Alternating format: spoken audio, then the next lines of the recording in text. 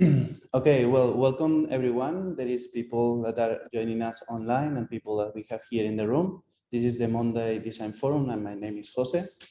So I am lecturer here of design with Mark Schauer, that is also connecting from Launceston. So I'm going to hand over into Mark to introduce our speaker of today, Alaric from REALMStudios. And yes, I will just be here in the background, just be sure that everything doesn't crash or things like that. Okay, so Mark, please. Thanks, Jose. Thank you. Don't underplay the value of someone making sure things don't crash in the current climate. That's probably the most important person in the room, I think. Thanks, Jose, for the introduction to the introduction. Thank you, Alaric Hellawell, for being with us today. It's a real pleasure for me to introduce you to the audience. I have no idea how many people are in the room there because I can't see, but I'm hoping it's a lively audience. We've got a great crew online. So thank you very much for making time to come and speak with us. Alaric's got a really interesting multidisciplinary background from landscape, urban design, planning, and a real emphasis on climate resilience and natural system design underpinning what they do at Realm. He's works on really interesting, complex projects, including a number of them that are impacting directly on our university in both the south and the north, which makes him a very interesting and relevant guest speaker. So I'm really pleased to have you here today. For those of you online, this is going to be who are working with us in KDA 207, KDA 208, and others of the design studios. This, I hope, will be an opportunity to ask questions of Alaric at the end, because a lot of the work that you've been doing is on the Inveresk community garden as part of the public realm for the Northern Transformation Project. So I'm not sure exactly what Alaric's going to talk about today, but I'm sure it's going to be compelling and interesting, and I'm very much looking forward to it. Thanks, Alaric. Take it away. Thanks, Mark. Okay, let's share the screen. Sure. Can you see that? Yeah. Yeah, so, good stuff. Okay, great. All right. Thanks everybody for having me. So I'm going to just I'll actually talk through a big part of the Inveresk project today. I think it's a great kind of case study for what we do and our kind of approach. But so I'm from a company called REALMStudios, and we're made up of lots of different disciplines. Landscape architecture is kind of one of the main disciplines, but then urban design, ecology, to transport, there's lots of different disciplines, and we try and work in as much of an integrated way as possible. I've got this picture up here, which I think is a really beautiful example of what we do. You know, it's really about the connection between people and nature, and how we try and design that as seamlessly and as integrated as possible. I always think that, you know, what we do is successful if nobody even notices it. As a designer, we like to kind of just disappear into the background in these processes, and it's really about the people that we engage with on that process and the people that will engage in those projects in the future, which are more important than the stars of this show. And it's about how they operate in these spaces that's the most important.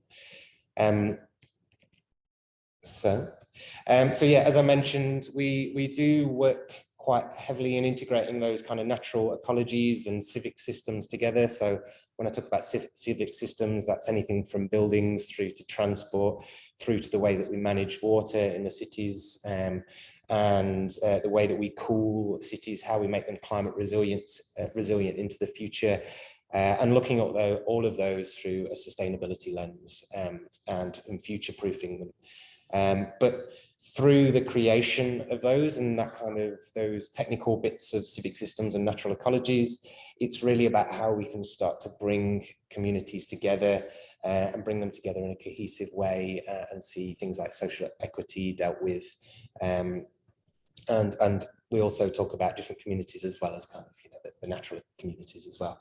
But yeah, it's all about the future, really. A lot of our work is projected into the future. Some pieces of work that I've worked on won't be delivered for the next 30 years. Some are being delivered right now. So for example, the Inveresk one I'll show you, that was reasonably quick turnaround. We delivered that project and it's being built at the moment in around about a year, but some of them can take 30 to 40 years to deliver.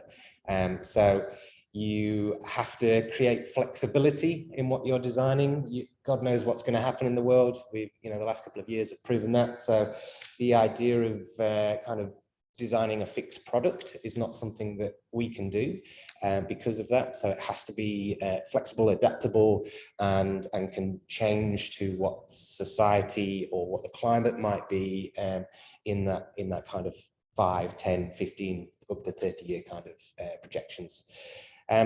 But to kind of get to that place, as we know, always looking into the future, you need to look into the past and to start to help recognize patterns and what's happened before, what systems have worked in the past. Oh, and now we've disconnected.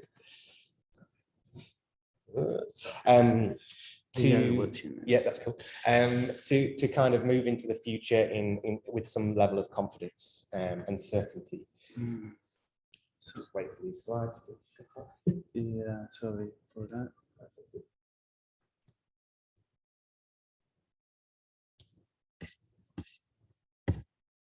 Cool. See if that works. Does that switch through? You can do that. Yeah, that's fine. Yeah, cool.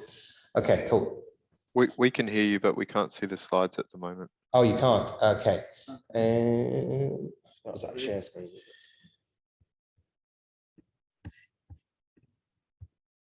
They said the future would be easier. Okay, so this is a nice little map of our studio. So we have a studio in Perth, in Sydney, Melbourne, and Hobart. We're also just in the process of opening one in Brisbane. But as you can see, we're quite small as a business. Here in Hobart, there's only 3 of us. And we like to work in that way, very flexible, light, dynamic in the way that we work. We've had pop-up studios in New York and parts of China as well. So we like to kind of pop up where we're needed and where those projects need to be serviced. But that also, we work in, as we all do now, I guess, in a very digital way online, connecting across all of these studios on a regular basis. And what that does is we have very particular ranges of skill sets across the design business. So we've got, as I mentioned earlier, ecologists, we've got people that specialize in transport and all of these different things. So it's really about how we work effectively and starting to cross-pollinate that technical understanding and experience to create really holistic outcomes. That I think that's what establishes our success really as a collection of studios. I'm going to do this. I'm going to be competent. It's going to work. Sorry, we are having some difficulties with the thing. Yeah. Yeah. Okay, cool. So process. I'll start stepping into a bit more about process. So really, we understand our process through the 3 R's, research, readings, and realization. One thing that we do, and we do quite extensively, is that research phase. And that's really about delving into a place, as quite different to a lot of other design forms. We are dealing with places that are constantly shifting and moving. So really deep researching into the deep history of place. And in an Australian context, that's the deep history being Aboriginal cultural histories and through into colonialism, and seeing the impacts of that and understanding how that's kind of affected the landscape particularly, and socially as well. And then also looking at research into specialist topics. We do a lot of work with universities and do research programs with universities and help them to move their research into design. So we're doing work with Monash, up into the Sydney universities as well, looking at climate resilience of trees, for example, and things like that. So we're very highly engaged in research, and what that helps us to do is ensure that we're always at the forefront of best practice and global best practice, and being able to integrate that back into our work as well as we can. Then readings is really, that's again, that kind of research then tips into how do we start to I guess, create the lines, draw these ideas? How do we start to reflect back on that research? How do we use precedents, case studies to then reinforce what we're starting to see, what those patterns are that we're starting to see? And then what that does is really give us a really good foundation to start to realize some of these ideas. And realization really talks about, sometimes it's a strategic document, say a master plan or a concept diagram, which is going to help a series of different stakeholders to navigate their way towards that 30-year timeline that I was talking about earlier. Or it could be creating an actual built outcome with a real life, physical space or whatever that might be. But I'll talk into this a bit more detail as we step through the project example. But this is, I think, also a really helpful diagram. I think as a designer, you have to become very good at letting go of designs and not holding on to ideas and being precious about ideas, and understanding that that's part of the process and that's what makes it better.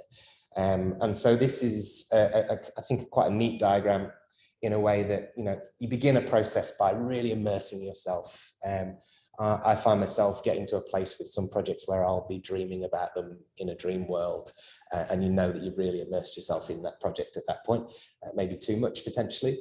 And then you step into that analysis phase where you're starting to really start to read a place. So I guess in cities, for example, if you're looking at an urban space, quite often there'll be the immediate physical things that you see. Then there's the operational things that are happening in the background. How is somebody delivering to this shop? How is somebody walking through this space? And just recognizing the patterns of movement. And that relates also to plants and animals as well, noticing how weeds are coming in. What kind of weeds are they? What kind of soils are they working on? Where's the water coming from? And starting to read all these different patterns of the way that these spaces are operating and working. And then from that, you'll start to realize where those shifts or where the tweaks are that can be made and an idea can be created within that. One thing that we like to do is to do as little as possible, and to have the smallest tweak possible to create the biggest value. And I think that's, we're working in a place now where economically we have to be quite smart to create the greatest value. We need to work with urgency, particularly because we're heavily involved in climate change. So to create the smallest little impact or the little shift in the way maybe the water runs across a site or something like that, and to unlock as much value as possible is what we're looking for. Sometimes you need to do something a lot more drastic and a bigger move. Maybe it's we're creating a new piece of the city where we need to create homes for 300,000 people or something like that. So then obviously there's some bigger shifts and moves that have to occur there, because you have to create these houses and housing. But how do you do that in the way that doesn't damage the value and the good parts of the existing site, but also then enhances it and protects it as you move forward as well. So yes, that's the kind of, you start to look for those opportunities through ideas, and then there's a really intense refinement process. So as I mentioned, some of our projects can go on for a significant amount of time. We're working with very complex stakeholders, and when in our line of work, I guess the stakeholders are, we work with state government, local councils, the communities. It might be shop owners, businesses that we're working with. So with certain projects, we can hear up to 2,000, 3,000 voices that are inputting into some of the projects that we're working with. So then the idea of how do you take all of those people on the journey? How do you ensure that all of those people can see a part of their input and their ideas in that journey becomes a real challenge, because we can all dream up utopia. That's easy enough. But how do you take everybody on the journey towards utopia is the challenge, the difficult thing. And I think that's where the refinement process becomes quite important, in a way that you can really empower people through demonstrating how you're refining the outcome or the design through their input. and taking them on that journey with you, and being prepared to loop right back to the beginning of that analysis phase if one of those stakeholders identifies something that would make them come on that journey with you. So keep looping back around, and then hopefully you get to a point where there's an outcome. I think the only other thing to add with kind of the working with stakeholders, you know, everybody walks into a process with 1,000 million trillions of ideas. And if you're talking about, you know, 3,000 people involved in a design process, they're all going to have that amount of ideas around it as well quite often. So you've really got to, through a design processes, funnel it down and funnel people down to one core ambition at the end, one core outcome. And so that project process is really about funneling down and getting to that point in time. Okay, so now I'm going to step through Inveresk, which is obviously the northern campus for UTAS. We were brought onto this project as in this role is kind of urban ecology, landscape architecture, and looking at kind of teaching and learning spaces in the external environment to kind of understand what that might mean. So really we went through a process with this one of that immersion section, and then really listening and learning to all the stakeholders that would be involved. So we did community workshops, we did workshops with staff across the university as well, and students. We also did we had a series of technical working groups established across a range of different disciplines. I'll get into that shortly, which helped us as kind of a close kind of technical working group that we could work with and ask questions really quickly and get those really in-depth knowledges that we required to deliver this. I mean, I always like to go into a project thinking that I know nothing, and then allowing everybody else's knowledge to populate, and I'm just sticking it all together really. So I try and go into everything with no ego if possible. But yeah, and then we work towards, through all of that, towards having a series of principles, and these place principles that we'll step through. What they really do is start to collate all of the ideas that we hear and all the feedback that we hear from people into some targeted principles that can then help to guide the project through to its end. And those principles can then be used to test the product as we move through, or the idea as we move through, to ensure it's still aligning with what we found at the beginning and what we heard from people at the beginning. And yeah, they're incredibly important pieces. And then from there, we can start to really develop some concepts and test those as well. So this is going to cut off a little bit. But I think this is similar to the diagram that I showed you at the beginning, of kind of the immersion through to the outcome. But this is specific to this project. But we always start from somewhere. You know, we're always starting from something. We're never starting a place from nothing. And there's always work that's been done previously. So with this example, there'd been a series of urban design principles that had been established by another consultancy, which then we picked up and reviewed, and you know, for us that's really great. Gives us a really good, rich understanding of how they've looked at the space, what they've discovered, and also allows us to find the gaps in that and what we need to go out and put our time into filling those gaps.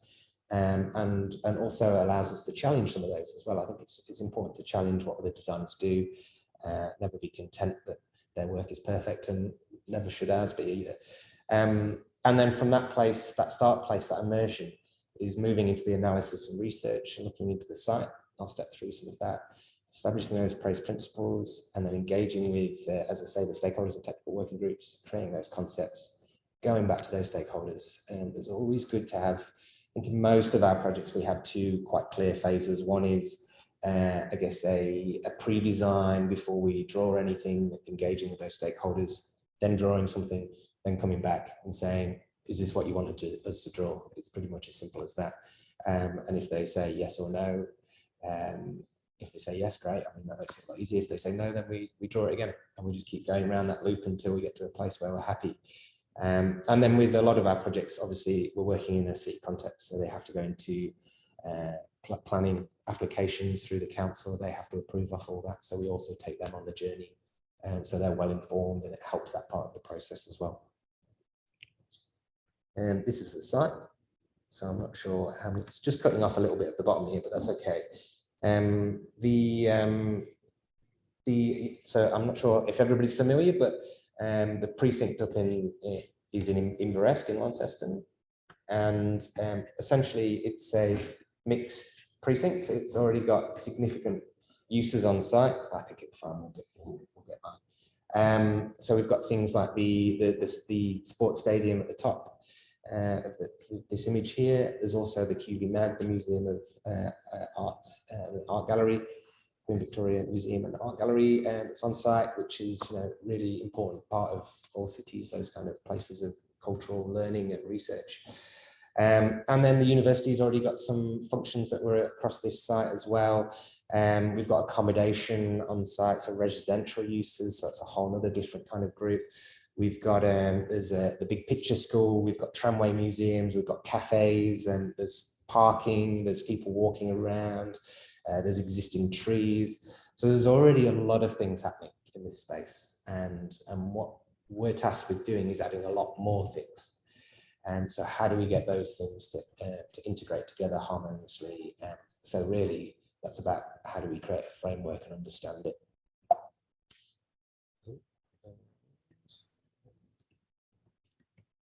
Oh no,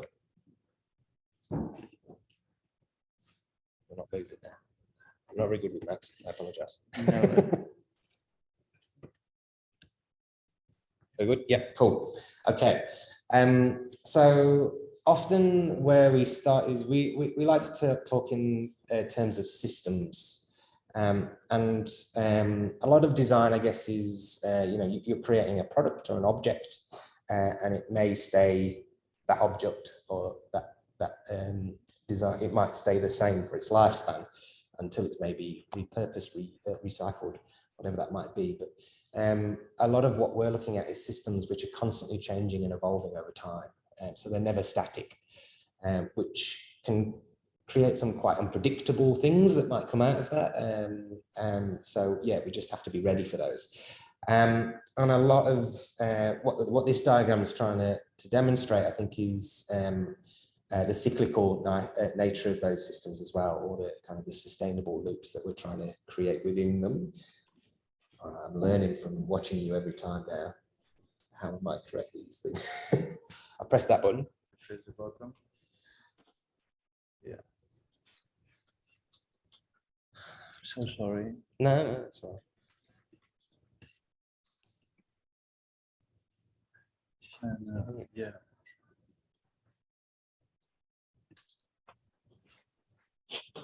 Yeah.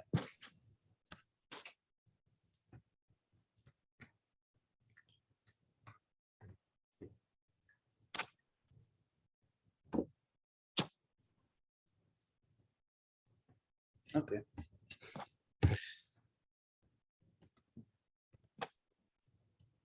All right. Yeah.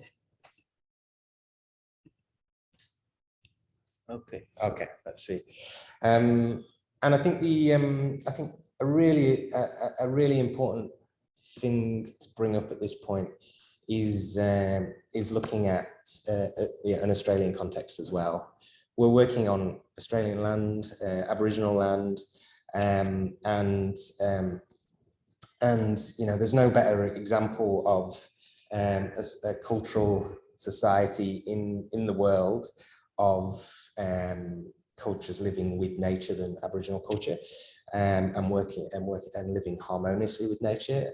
And as we know, as we move into the future, looking at sustainability and climate change, working with nature is an incredibly important part of that, and integrating with nature. So with every project we do, we start with Aboriginal engagement, and start with quite often we'll do a walk on country with local Aboriginal groups and elders, or it's not having a nice time.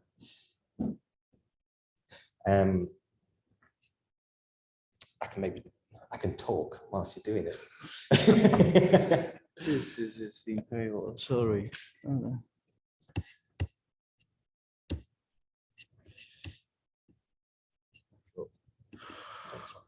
I don't understand what's going on. Okay.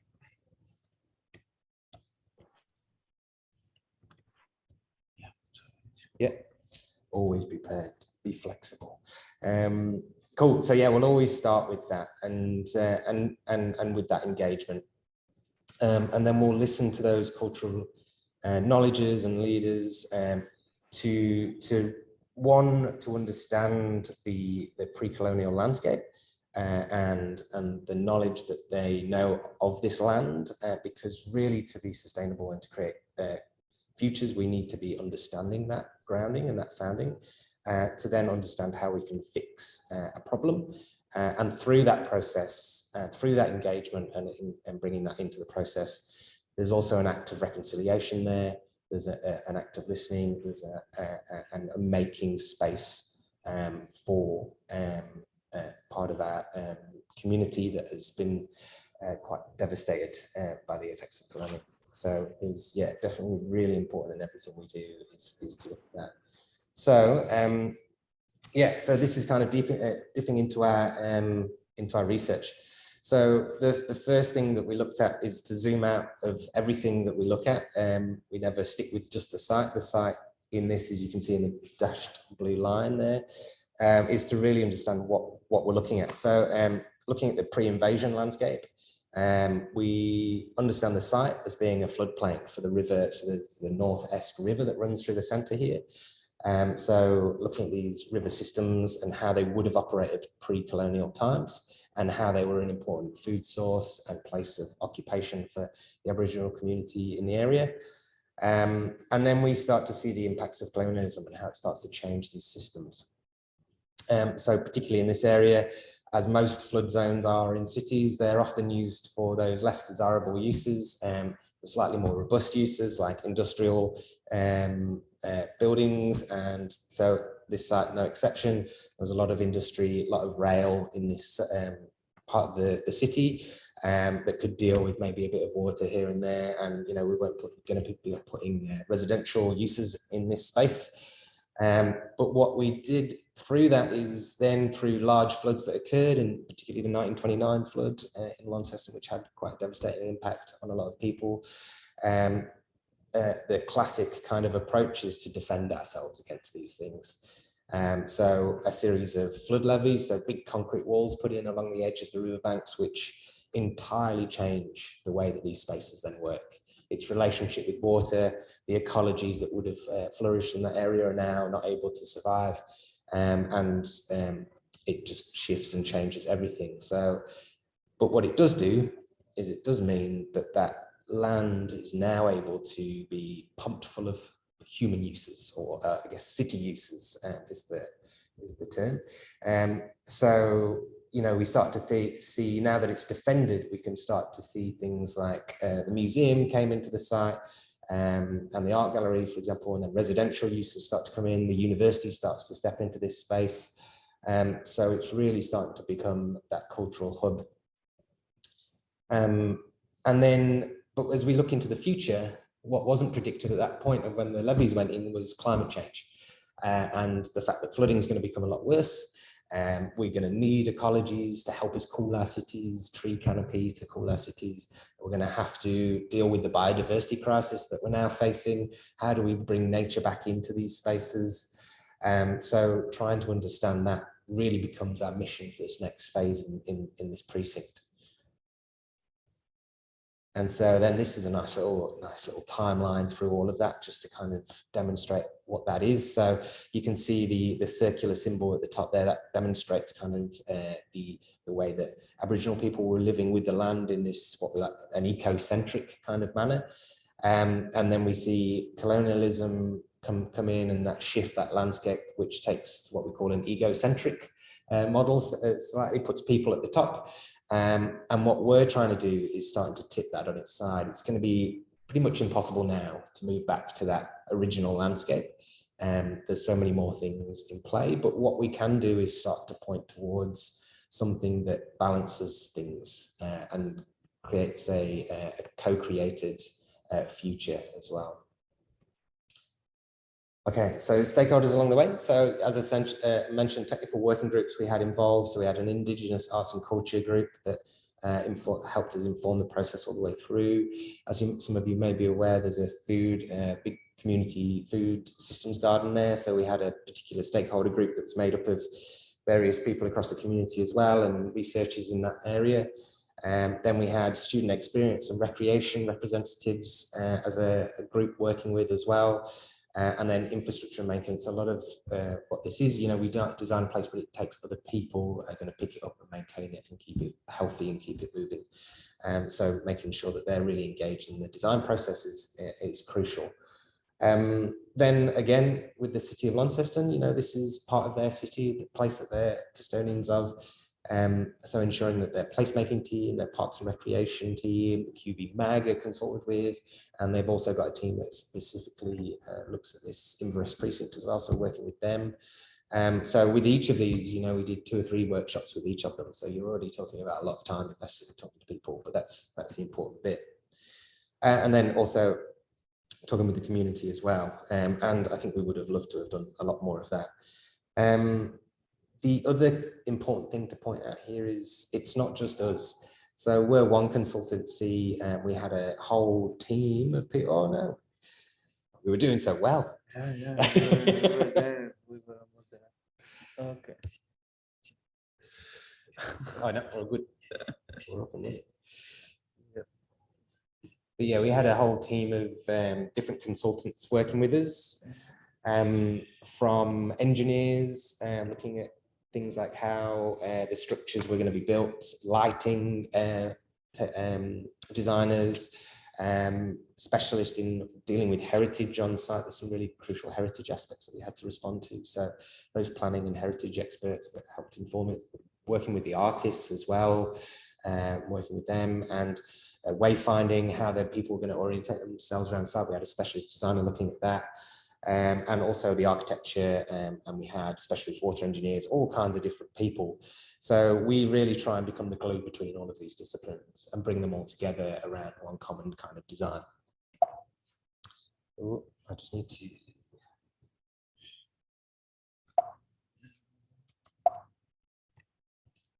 Yeah. Yep. Cool. Awesome. And then no, it's cut out again. Oh, sorry. This is painful. It goes and back. Sorry.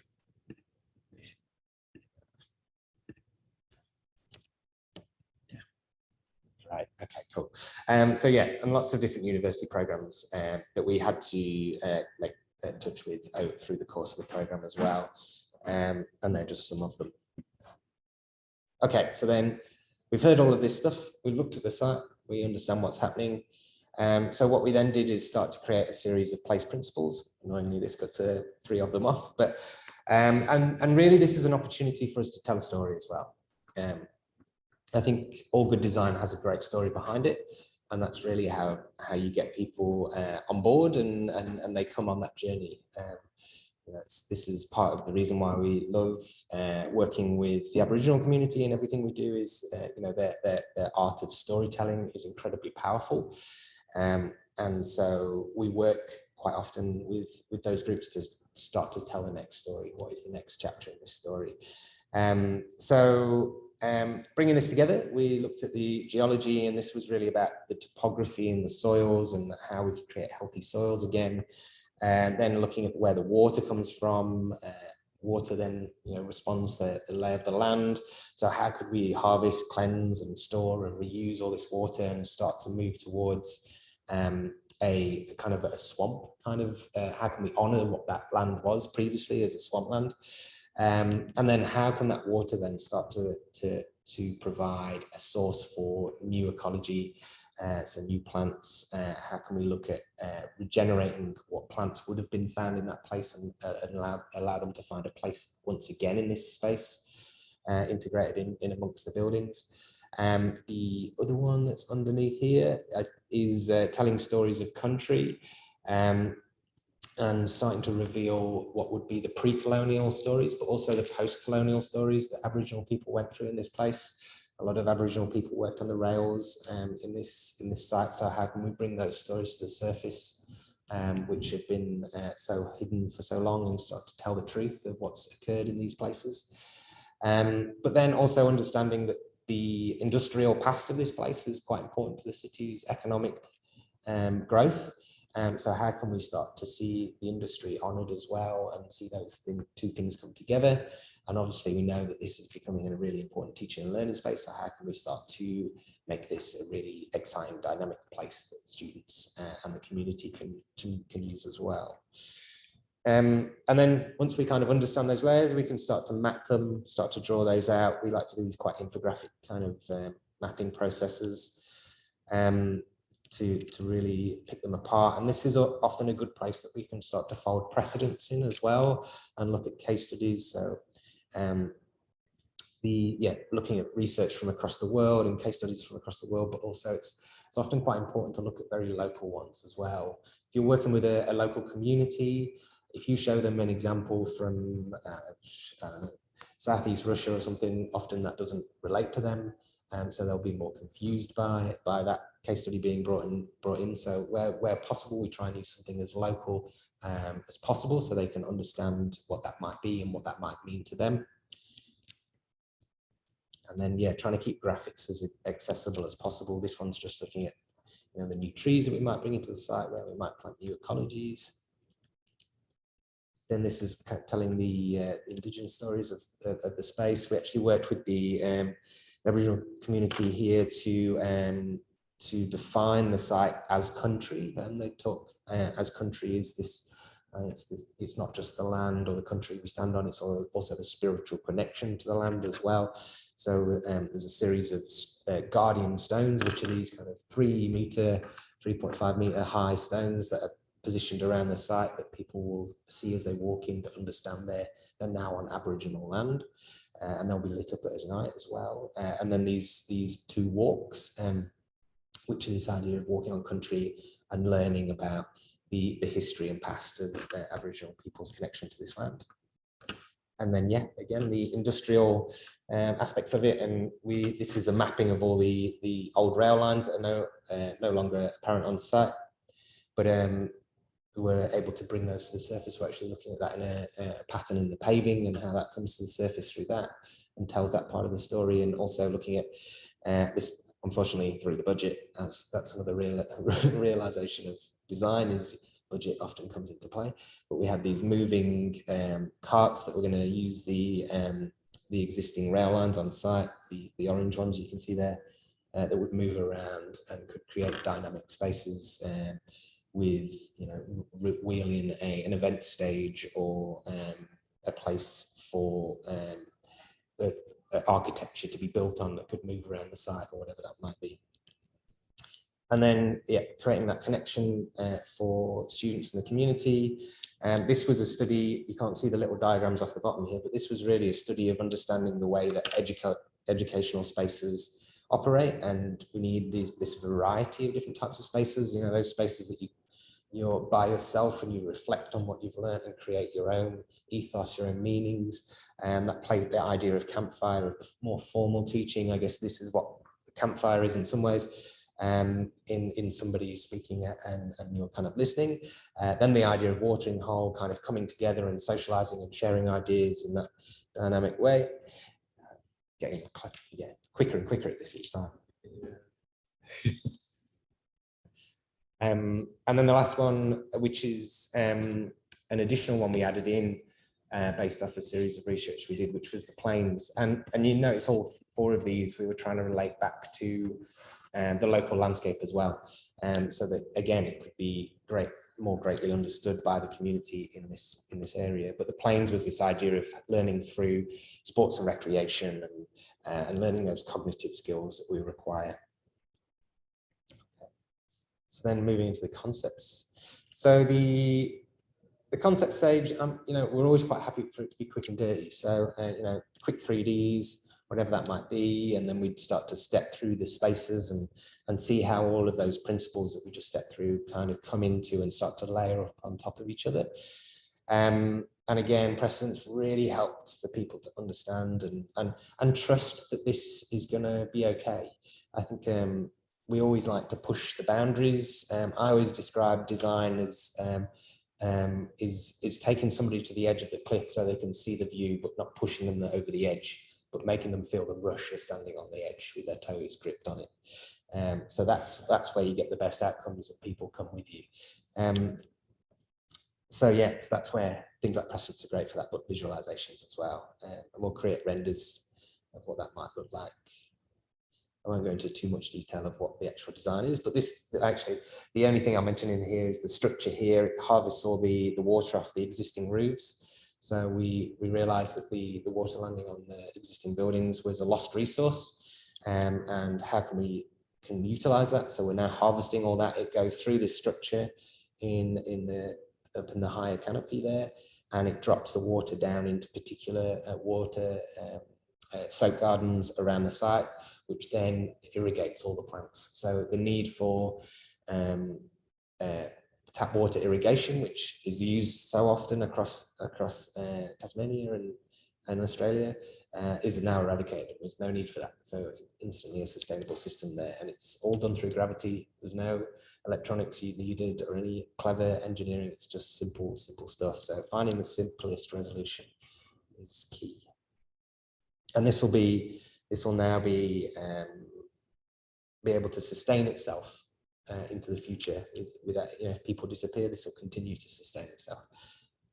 There's also cooling misters that are added in there for those hot summer days that we might experience.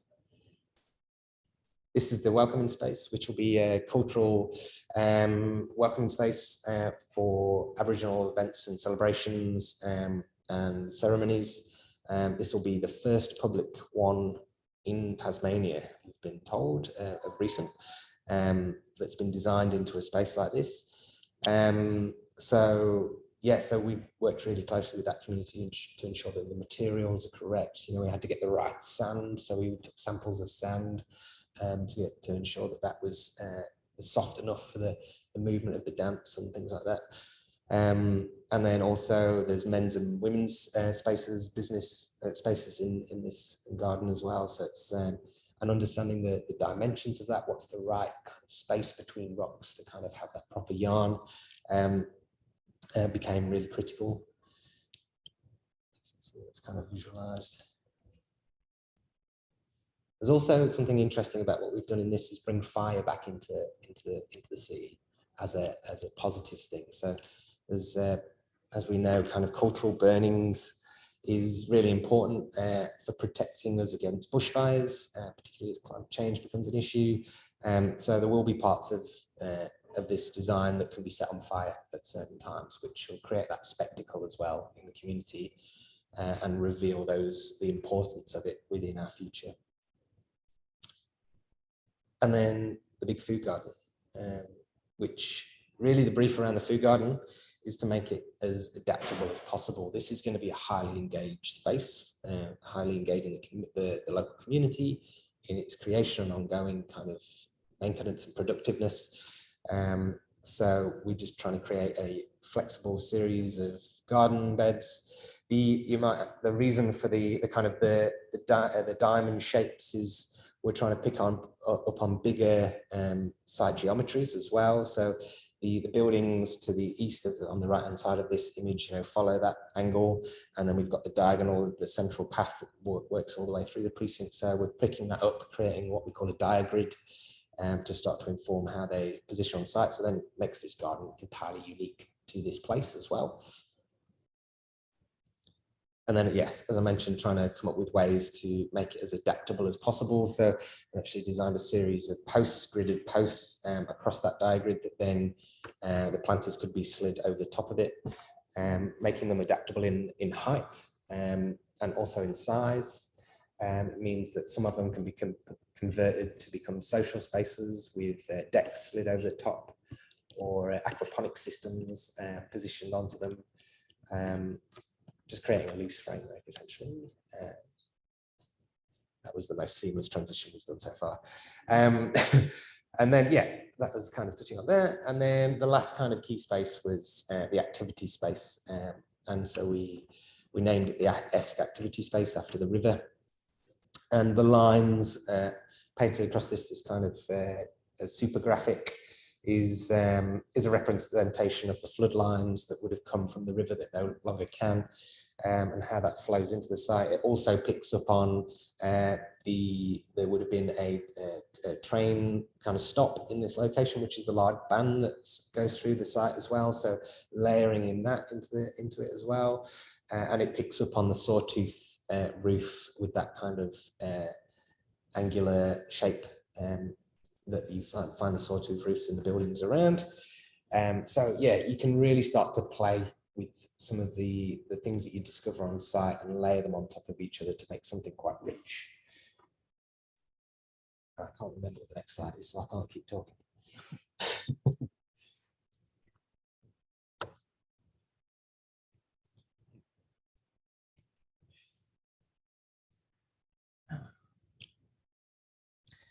But yeah, so you can layer those artistic things in, but it also has to be very functional as well. So, you know, maybe share here. Oh, yeah. Oh, yeah. Going. In the meantime. Yep. Will it not go there? Yeah, I'm gonna have to waiting for. Oh yeah, yeah, yeah.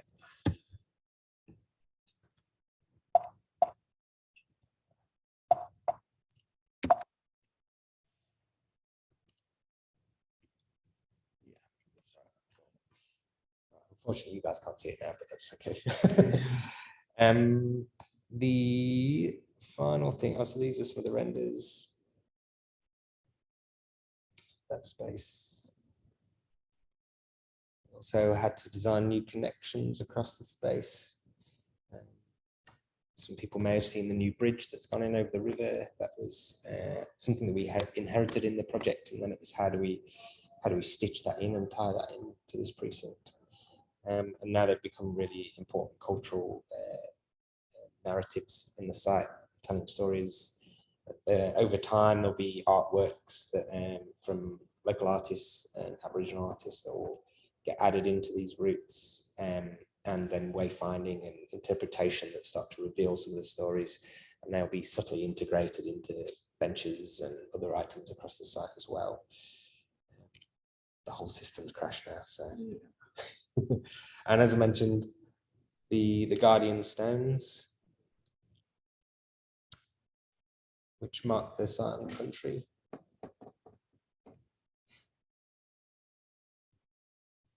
And then it's starting to come to life. So this is, planting hasn't gone in yet, but this is the first shot we've had of the first space, which is the welcoming space. Aboriginal welcoming space. So as you can see, the performance space in the middle there, the existing bolt structure which was on site to the back, and then we've actually got the men's business circle here at the front, which will have some more rocks put in, and planting will start to bed all of this into the place as well. Another thing, I guess, about what we do is often we're working with plants. And the landscape can quite often not look amazing for another 2 years. So again, unlike a lot of other forms of design, we have to sit and wait until we can stand by it and take pictures and be like, look how amazing this is. It's quite different to architecture. You know, they build a building, take a shiny picture, and straight away it looks great. But yeah, it takes time with landscape, and this will get better and better with each year, though. That's what we like to say. So in 30 years time, when the trees are matured and the plants, you know, some of the plants will die and other ones will start to populate more, that's when we know we've got a really healthy and thriving place. A couple more shots. Again, you guys can't see this, but that's right. And I put this cheeky little picture in there because this is the group that we're working with, the Aboriginal group that we're working with, and we were lucky enough to go down and be there for the opening of this space, and also we're on the ABC radio around it as well, and it was just great to kind of, you know, this is the point where you hear how grateful people are You know, one of the feedback that we got was, you know, they'd never felt so represented within a space that had been created. And it really felt like country, and they felt like they were on their country once again, which they hadn't felt in a kind of a city context for a long time. So, you know, it's moments like that at the end of the process that you know it's all worthwhile. So yeah, really beautiful kind of story. And I'll finish there. Sorry that you guys couldn't see the last few slides. I can show you later. Yeah. Thank you. Thank you very much. My God, what an adventure. This is crashed entirely. You've got a few people here, Alaric, or many people who've taught at UTAS who can empathise with you utterly about our seamless IT AV systems. So thank you for plugging away with that as it was. Have we got time for a very quick Q&A? Yeah, sure. Go ahead. This is going to be a bit weird because I can't see hands in the room, but I'm sure that Jose will do it from that angle.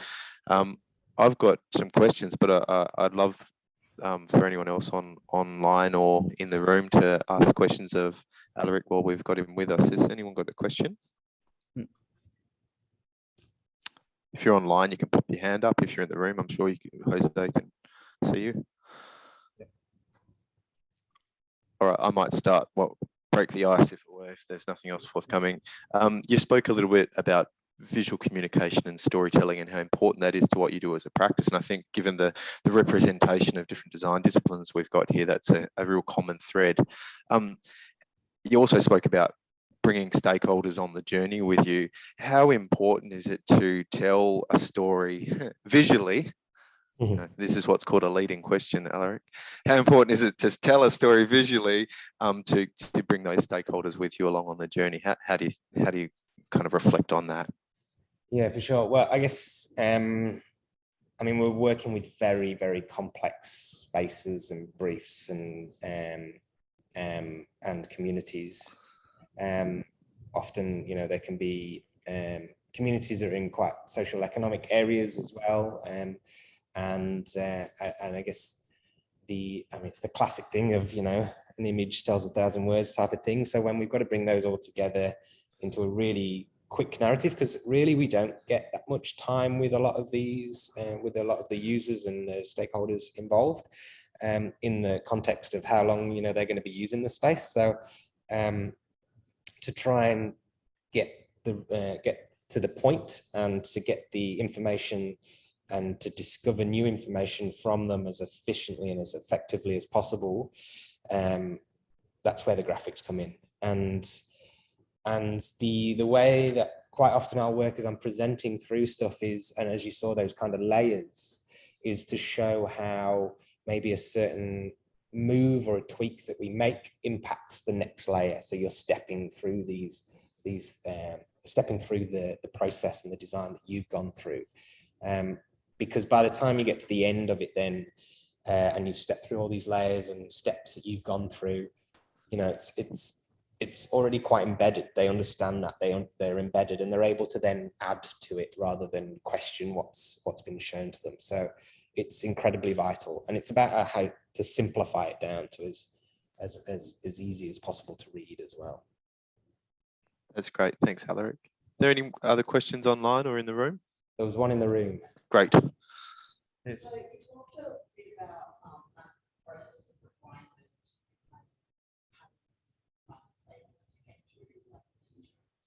Yeah. But I was wondering, because I don't just want to point where you kind of stop refining and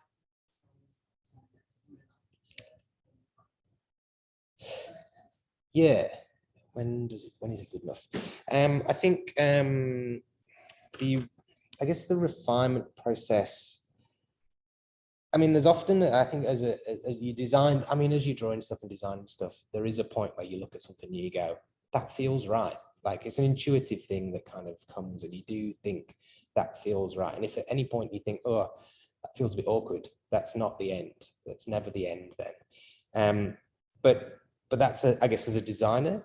But then outside of that, it's really about the acceptance of people around that becomes important, about acceptance.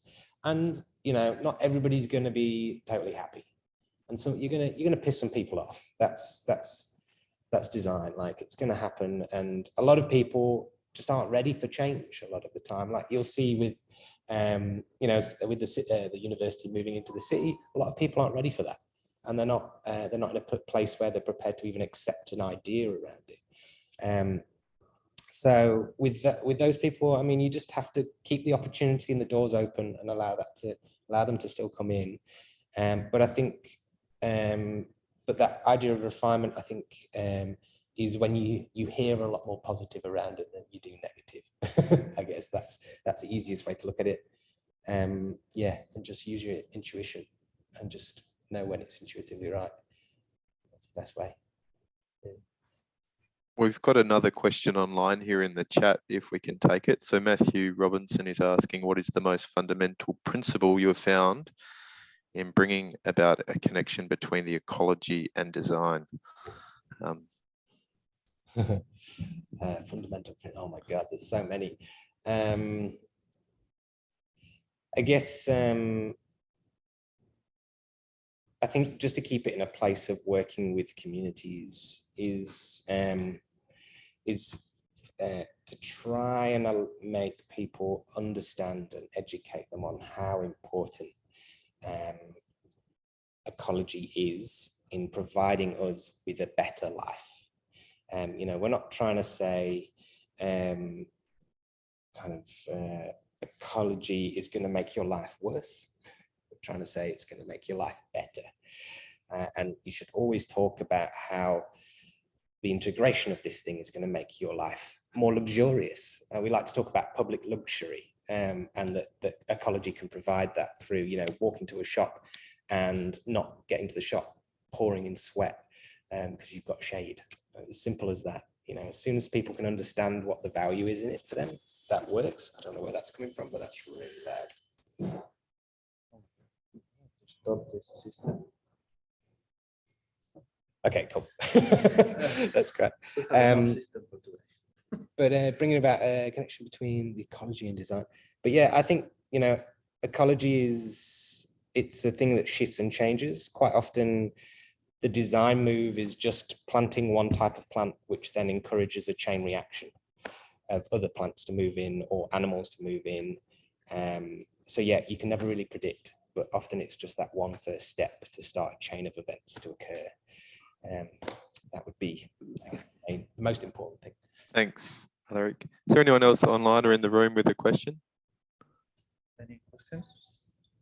I've got one more that I might ask as a bit of a proxy / Trojan horse for all my KDA 208 students who are now working on the user experience of the Inveresk Community Garden site. You spoke about these amazing kind of narratives and layering behind a lot of the stuff on site. The places for men's and women's business, the garden, basketball court with things mapped across it. I'm being on that site right now, outside this horrible building I'm sitting in right now. They're not yet immediately legible. How do you deal with that idea of legibility to users, or is it a slow reveal that only should be legible over time? I guess, what's your perception or perspective on that? Yeah, I guess it's a spectrum of things, I guess, as always. But some things will be really obvious to one person, but then another person will be totally oblivious to it.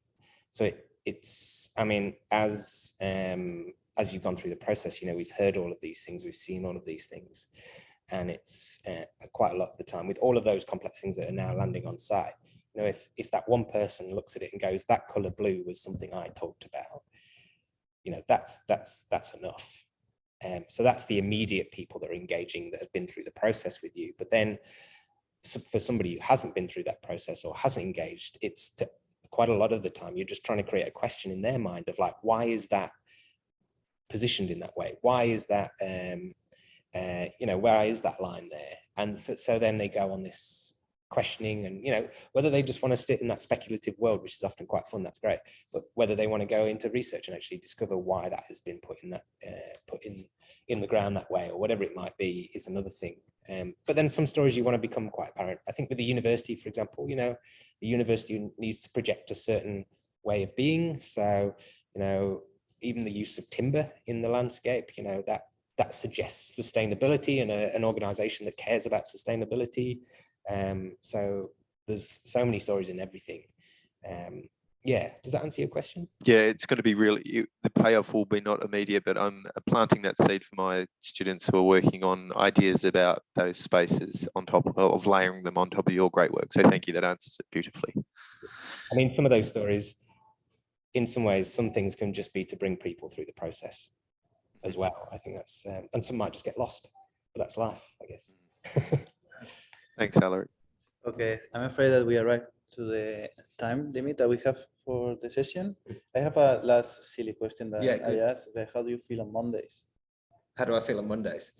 It takes me a while to warm up on a Monday. Okay. I'm a bit of a slow warmer upper. All right. But but I'm normally, this is my slow. So, That's good. But yeah, no, good. That's good. Well, thank you so much for coming and joining and the adventure Thanks that we for your went through.